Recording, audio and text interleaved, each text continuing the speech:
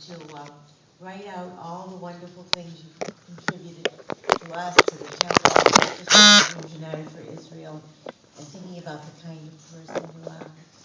I kind of wrote something, but I'm not gonna say what I wrote. I did get a message from Elaine Ross and Aria Cash.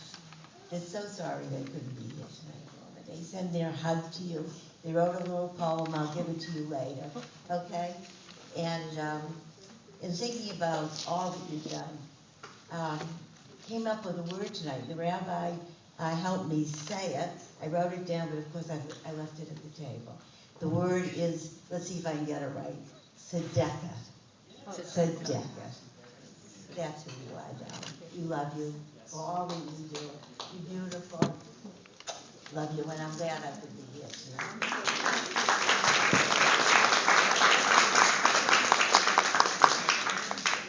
Thanks, May. We're also privileged to have with us Ray Hanna, the president of Christians and Jews United for Israel. Ray?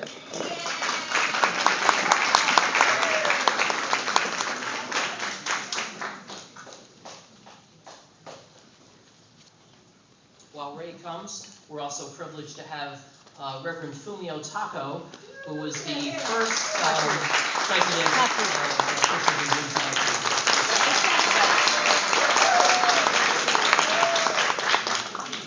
Thank you, Phil, for giving me this opportunity. On behalf of Christians and Jews United for Israel, I want to especially extend this gratitude that we have for what Norma has done and continues to do for Christians and Jews United for Israel. Not only has she done musical programs and entertainment in our past Jerusalem Day parades, but she's also helped tirelessly as our past treasurer, has kept enormous records for us and does a marvelous job, and does it without any thanks or gratitude.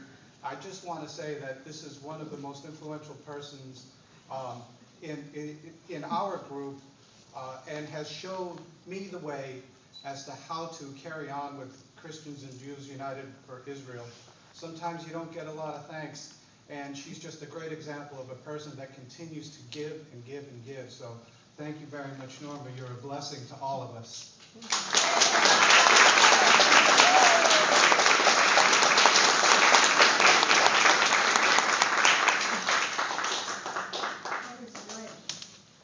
Thank you, Ray. I also received a note from one of Norma's friends that I'm going to read. When I was in Japan recently, I found some postcards that describe people's personalities based on their birth date. Unlike the typical signs of the zodiac that define people using a range of dates for each sign, these cards are a unique description for each day. I was intrigued. Just out of curiosity, I looked up Norma's birthday, March 20th. Now, I couldn't read Japanese, but I was with someone who could. And she told me that Norma's birthday represents eternal love. I was amazed. How totally appropriate. I've known Norma for many years, and we've been through a lot of experiences together, but whatever the circumstances, I know that Norma is always more than full of love. I have always been impressed by how much of herself she devotes to others, family, friends, and Israel. She will drop whatever she's doing to bring food to someone who's hungry, or bring medicines to someone who can't get to the pharmacy. When a friend doesn't have access to transportation, Norma offers to drive them. And of course, her love of Israel is more than evident in her tireless devotion to supporting CJUI. Perhaps nothing demonstrates Norma's extensive love more than her music. Her piano students, and there's one of them here today, learn more than just the basics, and she will write pieces designed to allow each individual to grow and enjoy playing his or her own songs. At Temple Emeth, Norma's tributes are legendary. She researches each honoree and miraculously puts her clever lyrics to just the right songs. No one could create and perform these brilliant tributes without deep love of the people, music, and languages that Norma has. So, I send eternal love to my dear friend Norma. Thank you for all you have done to help me in so many loving, supportive ways. There isn't enough time to list them all here. I'm very sorry to miss this tribute, but I hope that the members of tonight's audience will applaud just a little louder to add my appreciation of Norma to their own. With much love, Laura Rosenthal.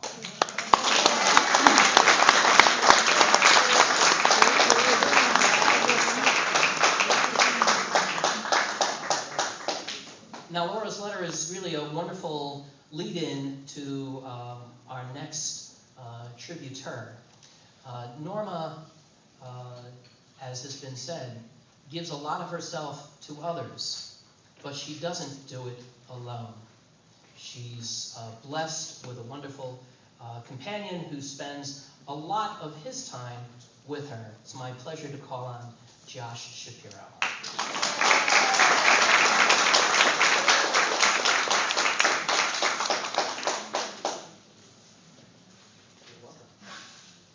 Well, there were two people whom I tried to urge to come tonight.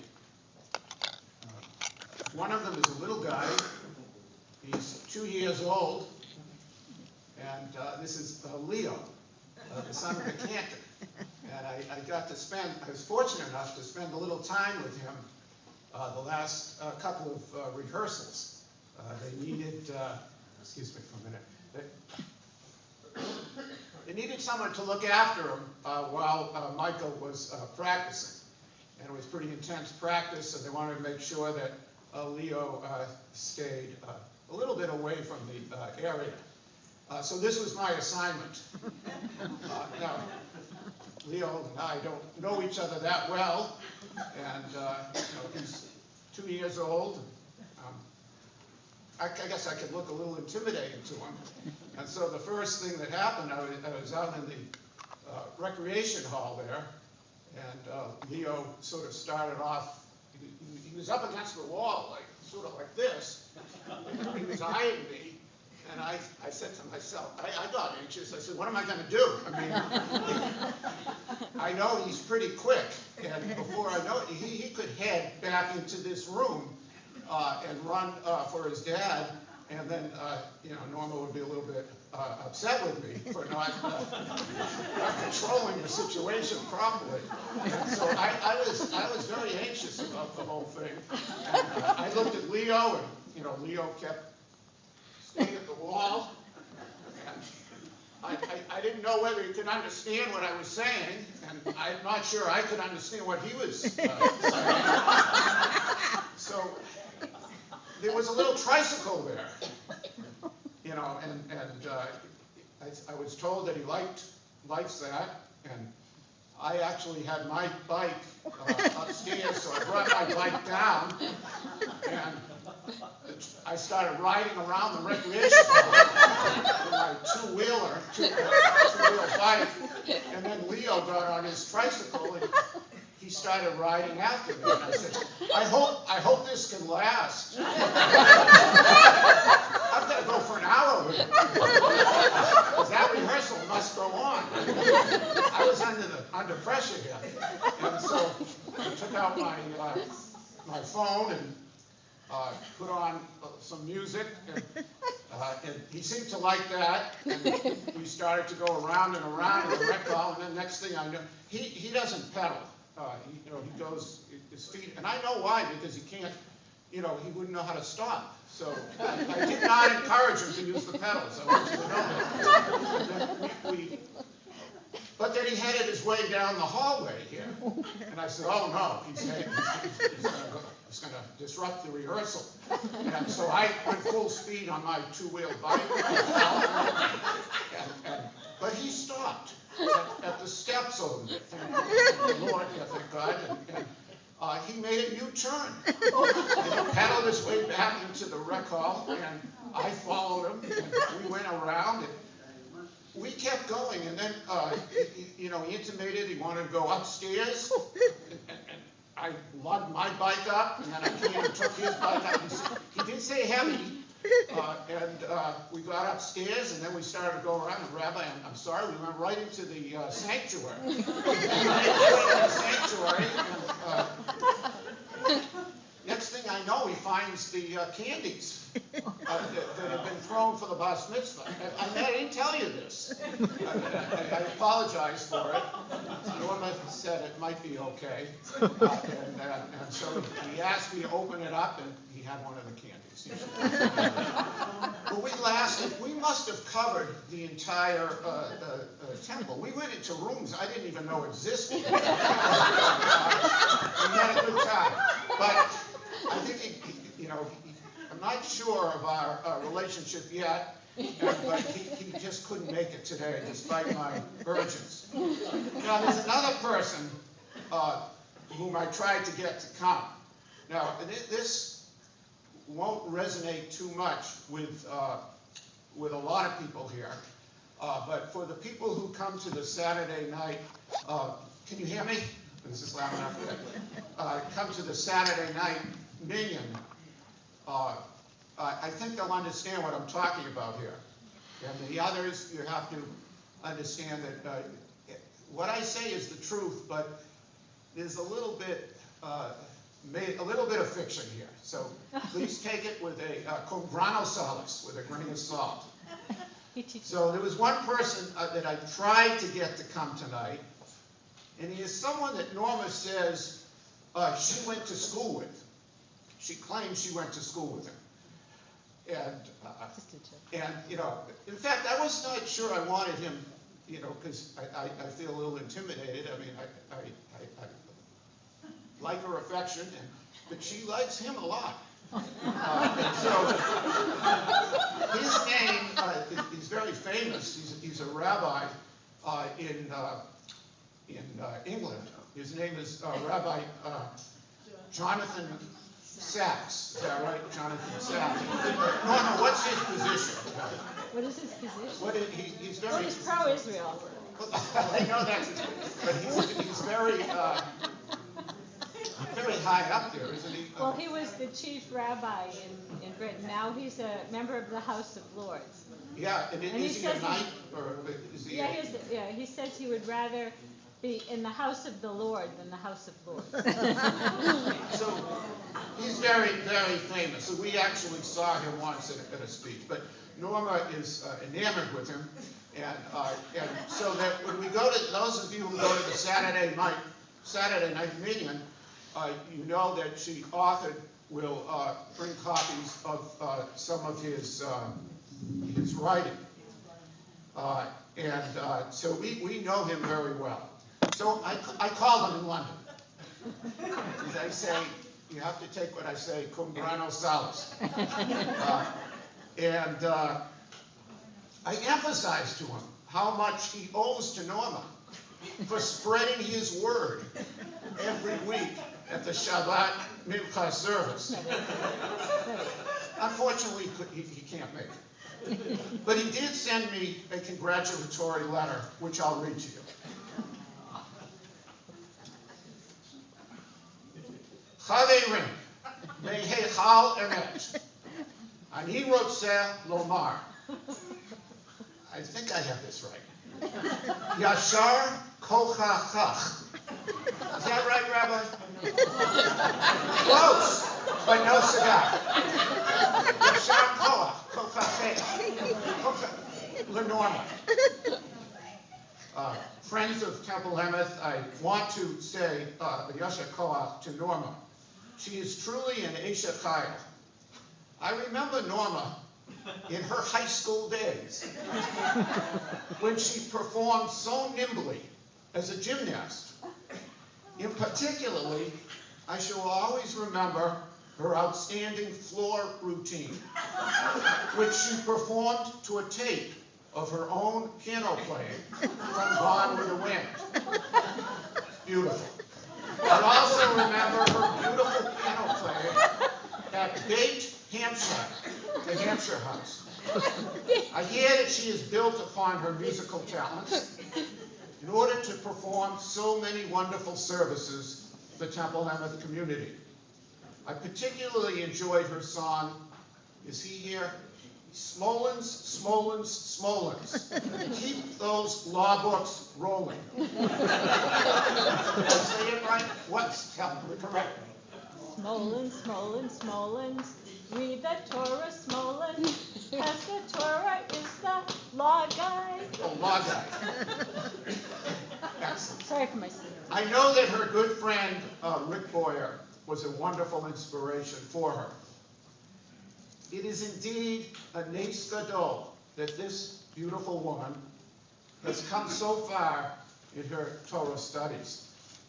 I hear that she chants flawlessly, and, as Rabbi Torres would say, mellifluously. She is now working towards the Jewish Guinness Book of Records for reading Shabbat Mincha Torah portions. This past year, she missed only one reading out of 60. And that was to observe her nephew Daniel's bar mitzvah. Dan Smolens writes me, and he says that she dots every I and crosses every T. And so, Od Pa'ah, again, Norma, B'chol ha'ahava shali, Kol ha'kavod, Yehomatan Yaakov sex.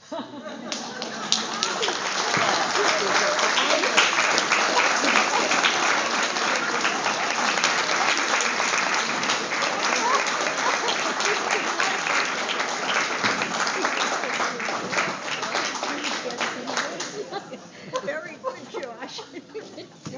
See another side. He's always so quiet. Wonderful, wonderful. It's now my pleasure to call on Rabbi Alan Turitz.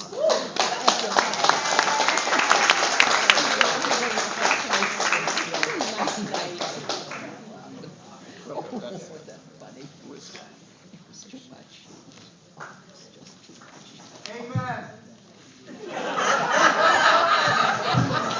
That's very cute. I must tell you, I think that Josh's bike ride with Leo is longer than any of my sermons. None of my sermons last that long. I must tell you, I didn't plan to do this. I'll speak about you in a moment, and it's tough to add a lot to what people have said anyway. But you speak about in conclusion, etc. Usually I use the word finally as well. But there is a well-known story, you might have heard it, probably based on more than a modicum of truth, about a rabbi who tended to be intense in terms of the time he took to deliver a message. And it's one Shabbat morning, he's delivering the message, and this fellow right in the middle, a guy named Leo King, a Jewish guy, obviously, attending service, had got up, was out for quite a while, came back, sat down, and the service ultimately ended. And the rabbi said to him when he greeted him, he said, Leo, why did you leave in the middle of my sermon? He said, I left in order to get a haircut. He said, couldn't you have gotten that haircut before the service? He says, I didn't need one then.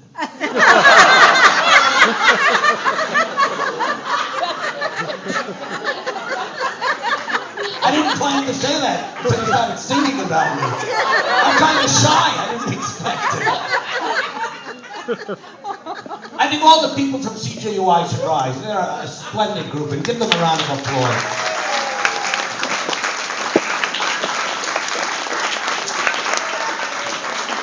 They're really remarkable.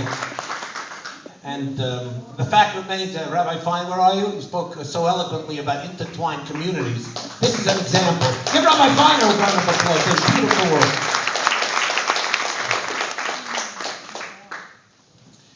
I'm going to state the obvious.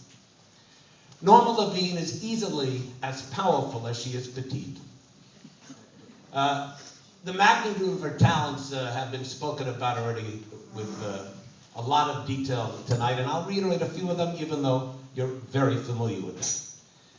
From her degrees in music theory and composition at BU, through her masters from the New England Conservatory, one of the great music schools of the country, in jazz composition, through all of these compositions that she has regaled us with, and I think, Norma, that you basically are a combination of Rodgers and Hammerstein.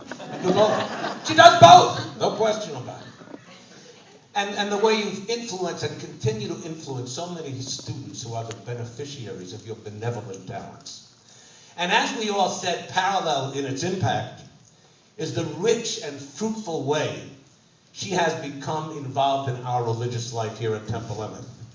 Her capacity to master Torah reading, I remember when she first started, is simply astonishing. And I think one of the first things you read, which is certainly appropriate and quintessentially you, is the Song at the Sea. Wouldn't she begin mastering Torah reading by doing a song? And I've always been touched by this initiation of your mastery.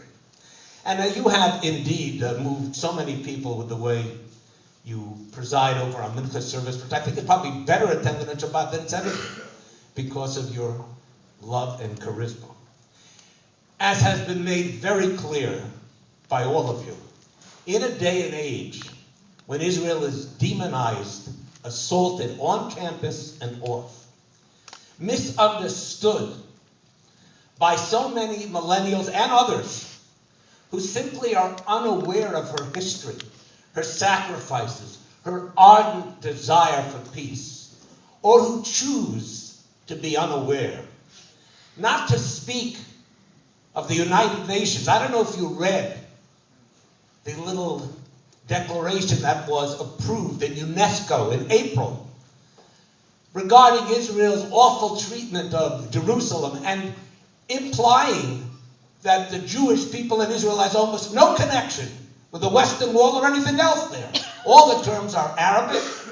Even the Western Wall is put in quotes to say as if there were a Western Wall that was meaningful to the Jews. In the face of all that, the BDS movement and so much more, in such times, people as fiercely loyal to Israel, like Norma, are really critical linchpins in stemming an awful tide.